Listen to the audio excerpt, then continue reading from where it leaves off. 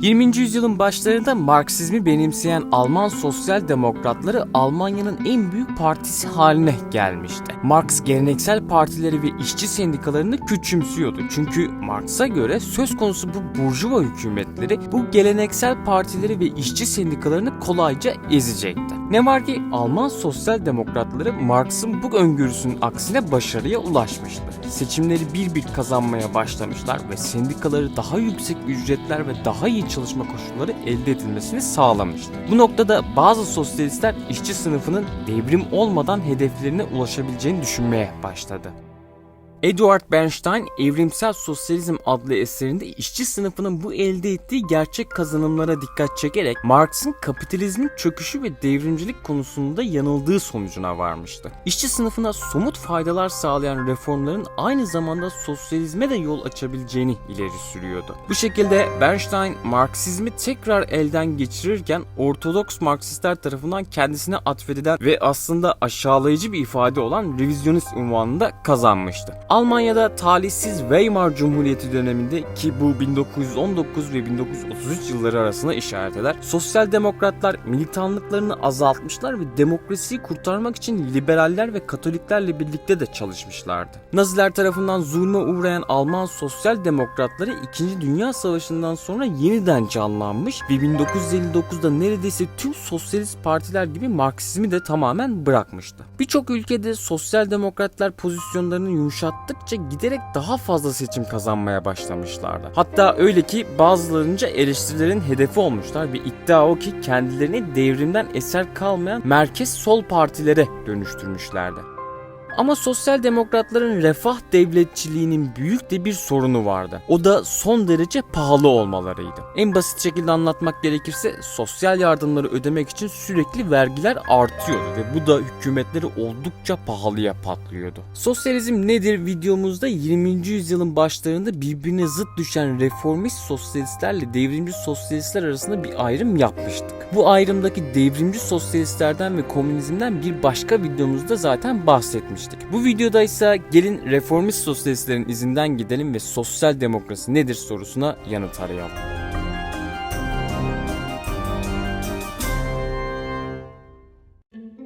Aslında sosyal demokrasi klasik liberalizmin ve köktenci sosyalizmin teorik tutarlılığından yoksundur. Bunlardan ilki piyasaya bağlıyken diğeri de ortak mülkiyet davasını savunuyordu. Sosyal demokrasi ise piyasa ile devlet ve birey ile topluluk arasında bir dengeyi savunuyordu. Sosyalizmin kalbinde bir yandan refah üretmenin tek güvenilir mekanizması olarak kapitalizmin bir kabulü, diğer yandan refahın piyasa ilkelerinden çok ahlaki ilkelere göre dağıtılması arzusu arasında bir uzlaşma bulunmaktadır. Sosyalistler için piyasaya geri dönmek güç ve zaman zaman acı verici bir süreci ifade ediyordu. Ve bu süreç ideolojik bir kanaatten çok pratik koşullar ve seçim avantajları tarafından belirleniyordu. Yani sosyalistler ekonomik politikalarını değiştirirken sadece ideolojik nedenlerle değil, aynı zamanda somut pratik koşullar ve siyasi avantajları göz önünde bulundurmuşlardı. 20. yüzyılın başlarında bu süreç faaliyetteydi ve örneğin Alman Sosyal Demokrat Partisi'nin estirdiği reformizm rüzgarında özellikle de videonun başında bahsettiğimiz gibi Eduard Bernstein gibi revizyonist Marksistlerin doğurduğu etkide görülebiliyordu. Öyle ki Alman Sosyal Demokrat Partisi 1959'daki kongresinde Marksizmi resmen terk edecekti ve mümkün olduğu yerde rekabet, gerekli olduğu yerde planlama ilkesini benimseyecekti.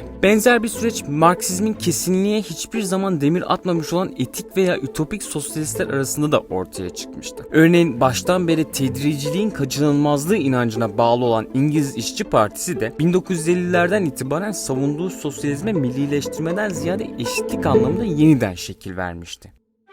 Modern sosyal demokrat düşüncenin başlıca özelliği haksızlığa uğrayana, zayıf ve kırılgan olana ilişkin kaygısıdır. Bununla birlikte sosyal demokraside onu sosyalist gelenekle sınırlandırmayı mümkün kılmayan bir duyarlılık da vardır. Onda acıma ve ortak insanlığa sosyalist inanç, pozitif özgürlüğe ve fırsat eşitliğine liberal bağlılık ve hatta babaya ait bir sorumluluk ve ilgiye muhafazakar duyarlılığı görmek de mümkündür. Sosyal demokrasi kaynakları ne olursa olsun genellikle refah devletçiliği, yeniden eşit dağıtım ve sosyal adalet gibi ilkeler temelinde ifadesini bulur. İkinci Dünya Savaşı sonrası ilk dönemlerde yaygın biçimde kabul edilen biçimiyle Keynesyen sosyal demokrasi, devlet müdahaleciliği yoluyla kapitalizmi insanileştirmeye ilişkin somut bir arzuyla birleşiyordu. Keynesyen iktisat politikalarının tam istihdamı sağlayacağına, karma ekonominin hükümetin iktisadi faaliyeti regüle etmesine katkıda bulunabileceğine ve artan oranlı vergiler yoluyla finanse edilen geniş kapsamlı refah tedbirlerinin zenginle fakir arasındaki mesafeyi daraltabileceğine inanılıyordu. Bununla birlikte azalan ekonomik büyümeyle en azından ilerlemiş sanayi toplumlarında halinden memnun çoğunluğun ortaya çıkışı ilave bir revizyon sürecinde beraberinde getirmişti.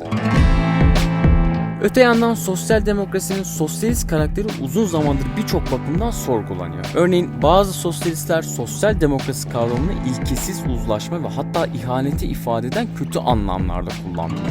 Anthony Crosland gibi diğer başkaları ise sosyalistlerin değişen tarihi gerçeklerle uzlaşması gerektiğini ileri sürmüşler ve Rawls gibi liberal teorisyenlerin fikirlerinden etkilenilmesinden memnun olmuşlardı. Ne var ki 1980'lerde ve 1990'larda sosyal demokrasi bariz bir biçimde geriledi. Bunun birçok sebebi vardı. İlk olarak sınıf yapısındaki değişim ve özellikle de profesyonel ve bürokratik meselelerin büyümesi, geleneksel işçi sınıfının çıkarları odaklı sosyal demokrat siyasaların artık seçim başarısı bakımından geçerli olmadığı anlamına geliyordu. İkinci olarak küreselleşme Keynesyenizm gibi iktisadi yönetimin özellikle tüm ulusal biçimlerini gereksiz hale getirmiş olarak göründü. Üçüncü olarak millileştirilmiş sanayiler ve iktisadi planlama en azından gelişmiş ülkelerde verimsizliğini ispatlamıştı. Dördüncü olarak komünizmin çöküşü sadece devlet kamulaştırmasının değil, tüm yukarıdan aşağıya sosyalist modellerin entelektüel ve ideolojik inanırlığının altını oymuştu. Bu gerilemenin ve sorgulamanın sonucu olarak siyasetçiler ve siyasi düşünürler bir başka videoda ele alacağımız ideolojik bir üçüncü yol fikrini benimseyecekti. Öte yandan bir diğer tehdit de özellikle 1970'lerden sonra yükselen yeni sağdan gelecekti. Yeni sağ sosyal demokratların refah devleti anlayışının son derece pahalı olduğunu, bu arandaki vergilerle yakında insanların nasıl yaşayacaklarını seçme özgürlüğüne bile sahip olmayacaklarını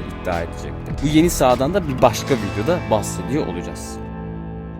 20. yüzyıl boyunca sosyalizm devrimci ve reformist olmak üzere iki ana kola ayrıldığında devrimci sosyalistler komünist ideolojiyi benimseyerek radikal değişimleri hedeflemiş, reformist sosyalistler ise buna gerek olmadığını ileri sürerek sosyal demokrasi çerçevesinde daha barışçıl ve evrimsel bir yaklaşımı tercih etmişlerdi. İşte bu videoda da bu sosyal demokratlardan bahsettik. Hatta ilerleyen zamanlarda sosyalizmin bu daha çok liberalizmden beslenen ılımlı halini görenler sosyal demokrasiyle modern liberaller arasında bir fark olmadığını dahi ortaya atacaktı. Liberalizm nedir videomuzda bundan da bahsetmiştik. Diğer videoları da kaçırmamak için kanala abone olmayı ve videoyu beğenmeyi ihmal etmeyin. Şimdilik bay bay.